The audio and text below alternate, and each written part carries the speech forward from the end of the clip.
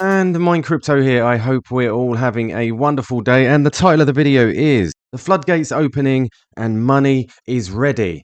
But please remember, I'm not a financial advisor and none of this is financial advice. And none of the information provided in this video should ever be taken as a signal to buy or to sell. Please subscribe, please hit that notification bell so that you don't miss any further videos. But first and foremost, we look at the crypto bubbles, and as we can see, Quant has dropped one rank to 62 with a market cap of 1.26 billion with a price of $105. 24-hour volume up from yesterday at nearly $22 million. We're down 0.3% in the hour and up 2.8% in the day, up 1.8% in the week. I hear lots of people saying about the rankings and how we're dropping. But if we look back to the previous bull market, we saw Quant really drop in rank, and then when it decided to run, it flew. It flew like a rocket. So I don't look at the rank. I don't really think much about it, even though we're dropping, because everything else is flying. But we look at the history. We know Quant does its own thing. But we look over here. We've seen yesterday a brand new wallet, CB to private wallet, text of 1,353 Quant, holds only Quant, total value of $142,000. Now, people say, well, that's not a lot. But I've observed wallets like these new wallets, they have a habit of accumulating in smaller chunks. So I will be keeping an eye on this one and have added that to my list. But we saw a huge text from Kraken, huge transaction to private wallet of 7,385 Quant yesterday, which is a value of $750,000, and wallet holds a total of 10,261 Quant. Definitely hedging as they hold Quant and Link. Whales in the house, and as we can see here, 7,385. But let's have a look at this wallet. Something very, very interesting as we look at the coins. There's something consistent with these coins. We've got Link, we've got Quant, obviously we've got some ETH gas, we've got MNW, and we've got Root, all playing in the interoperability game. But it also suggests to me that interoperability and connecting everything through bridges and everything is obviously very important to this wallet. And this wallet holds $3.6 million in this realm. Now, is that an indication of something? Smart money? We'll have to wait and see. But for me, this is what these wallets do. They give you an inkling, an insight to the world of what other people are doing with their big money. And this is why I look at wallets like this, and this is how you find some of those gems. So if you get an opportunity, go over to Arkham Intelligence and have a look, because you can get all sorts. You can also see visualizations and stuff like that. I'm not being paid by Arkham. I love this technology because you can see all sorts of flow, and lots of people trading don't realize that every trade is recorded and you can see everything. It's kind of scary, really, because everything you've ever done and every wallet that's ever connected to every wallet is all here. You can see them all.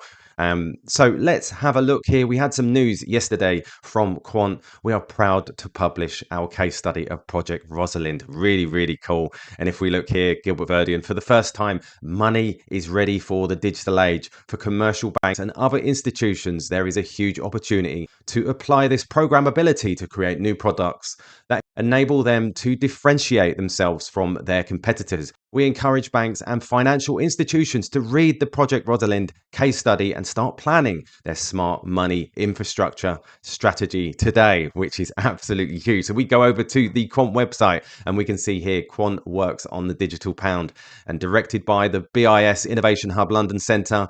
Project Rosalind was an experiment that explored the development of a retail central bank digital currency. It tested how application programming interfaces, APIs, could facilitate retail payments in CBDCs and support the exploration of innovative CBDC use cases. In June 2023, we announced our role as part of the vendor team for Project Rosalind. The project looked at public-private sector collaboration model in which the public sector would provide the core infrastructure and private sector would produce consumer-facing application. It revealed the key role for APIs in enabling CBDC systems to deliver a range of benefits in terms of payments, functionality, and security. Today, we're pleased to share further details of our work on this industry-leading digital currency project. And we see here, we proved that APIs could play a key role in enabling CBDC systems to deliver a range of benefits in terms of payments, functionality, and security. And as we see here, we can see a video. So let's have a watch of this. There's been a lot of theory done on CBDCs, there's been a lot of economic analysis, but this was the first time they're actually testing it with real applications, real payments, and real use cases that represented what people in businesses use.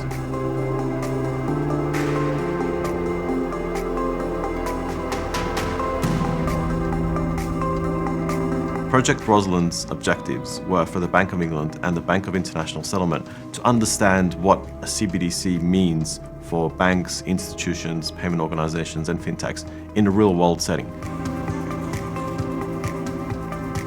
We actually created a new form of money. We were able to create a new form of escrow, a digital escrow. We saw firsthand participants like the Central Bank of Canada, Amazon, Barclays, MasterCard use this innovative escrow technology that we built to create new types of payments and new types of flows.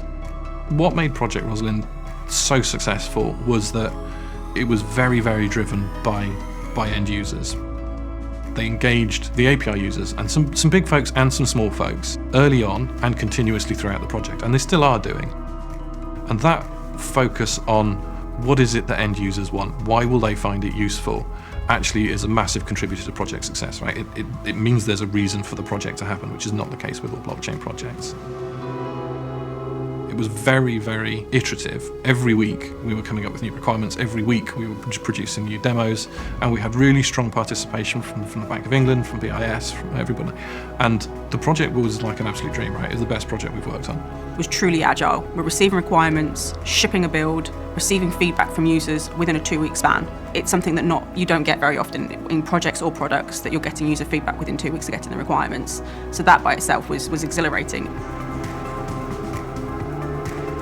Quant's technology for Project Rosalind essentially provides the technological foundation of the entire project itself. A big part of our contribution to that was Overledger, our technology, and that made everything much smoother and much faster.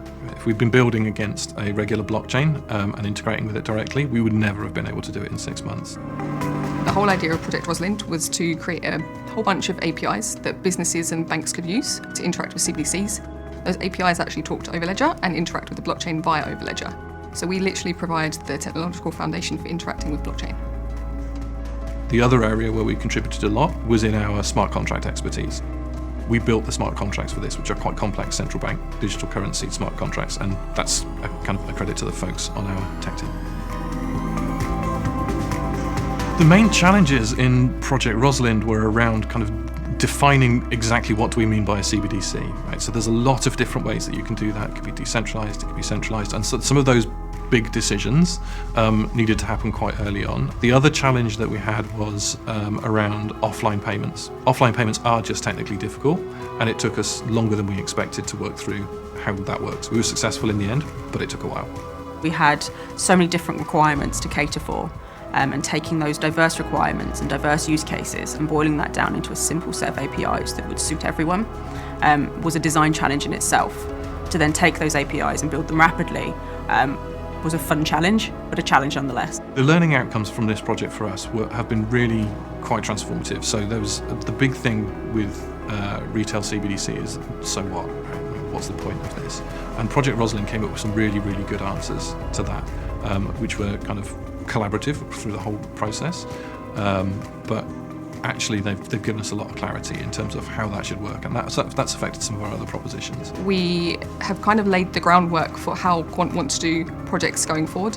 There was a huge amount of collaboration, and it was an absolute joy to work with everybody. Plus, internally within our teams, it challenged us to work quicker and collaborate internally within Quant as well. So honestly, it was a joy. Wow. And the takeaway that I take from that, when I listen to the words that they're using, is it was the tech foundation for the entire project itself. And we are moving to phase 3 starting in 2024. Absolutely massive.